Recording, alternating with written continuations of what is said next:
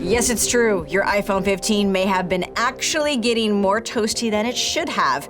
And the big news is that Apple addressed it with a software update. Apple reached out to CNET and other news outlets saying that the overheating iPhone 15 Pro is, in part, due to an iOS 17 bug, and that the overheating is not because of the design of the hardware. On Wednesday, Apple released iOS 17.0.3, and that addresses the issue. Apple is also saying some apps like Instagram were contributing to Pro models getting warmer than they should, overloading the A17 Pro chip CPU. Well, that certainly was a little iOS 17 surprise feature, but that's not the only new thing we're learning about iOS 17, because not everything gets talked about in the big Apple livestream presentations. Even a few weeks in, there are still new things coming out about the operating system. As we cool down for the week, there's one more thing we can chat about. All the little features in iOS 17 that you may not have heard about yet, and these may change your daily habits. I'm Bridget Carey, and this is One More Thing. Let's get into the hot news first. What happened with the overheating bug? Days after the iPhone 15 models went on sale, we saw reports from users saying their phones felt excessively hot. Sometimes it was after they charged the phone, and other reports said it would get hot just when scrolling through social media and not plugged in. So, Apple said the overheating could be traced to several factors, including a software bug. And iOS 17.0.3, out this week, addresses that issue. Apple explained that the fix will not reduce the iPhone's performance. And Apple says it is working with app developers with fixes, so some apps don't overload the system and get the iPhone running hot. And some of those apps included Instagram, Uber, and the racing game Asphalt 9.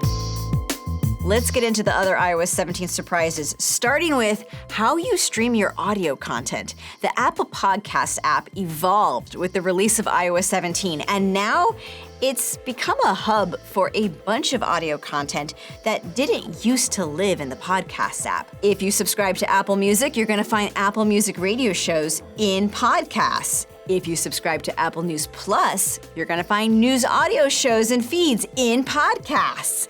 And if you also subscribe to a news service, like, say, the New York Times, you won't just find their podcasts inside the New York Times app. Now apps can put their audio feeds in the main podcast app. Same goes for if you subscribe to apps like Calm, which has its own meditation-themed feeds. And you used to need to open the Calm app to hear them all, but that's going to now be in podcasts. So third-party apps can make sure their subscriber content shows up in podcasts if they want to, rather than have a user go into each of their apps separately. In iOS 17, there's been a lot of chatter about how not everyone really wants that name drop feature where you can share contact info by bringing two phones together.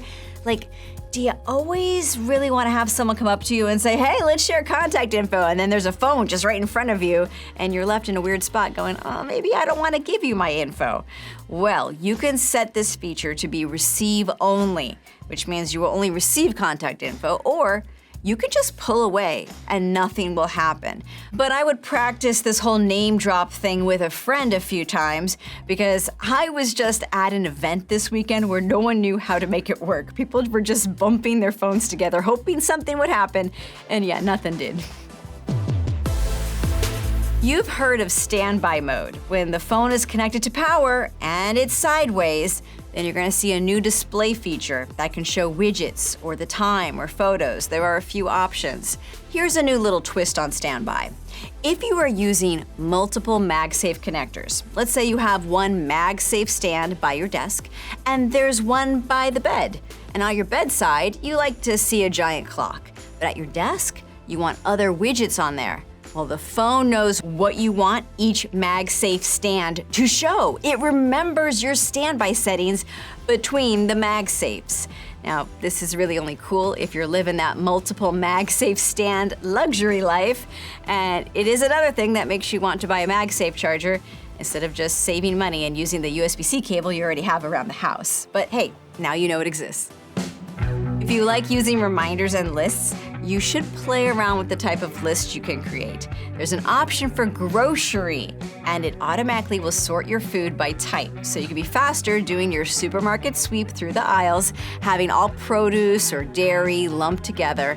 And if you just throw in something like cookies in a random spot, it's gonna move to where it belongs. You may already know this trick, but if you have a garment with a laundry symbol on the tag, those weird codes for how to clean it, you don't have to Google what a triangle with an X means. You could just take a photo of the label, then open the photo in the Photos app, swipe up, and you're gonna see the phrase, "Look up laundry care." Tap that and bam, there's your answer.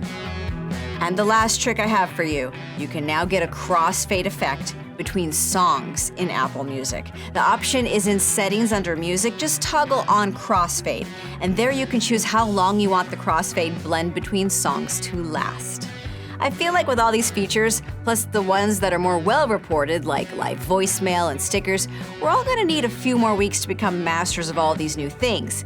But what have you found after 3 weeks of living with iOS 17?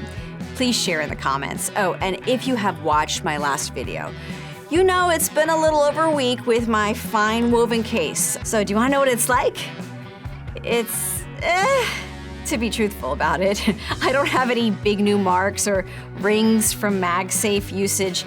Apple said the marks do fade over time. And yes, my marks all faded, but I would say it all just is a little faded and worn looking. It's not very crisp. For me, the slippery nature of the material is making me really want a new case. I don't like the feel of it on my fingers. Now, I will pick something new for next week's show, so do come back next Friday for the update. Thanks for watching.